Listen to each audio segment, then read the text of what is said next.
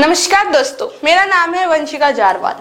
भाजपा सांसद ने कहा कि आरक्षण पर खतरनाक टिप्पणी के लिए राहुल गांधी की जीभ जला देनी चाहिए। आलोचना हुई जबी काटनी जैसी भाषा उचित नहीं, लेकिन राहुल जी ने आरक्षण के खिलाफ जो कहा वह खतरनाक है। इसलिए अगर कोई विदेशी धरती पर कुछ भी बेतुका बोलता है तो खतरनाक कहा जाना चाहिए। आप लोग भी देखिए उनके वीडियो और कमेंट करके बताएं हमें अपने विचार।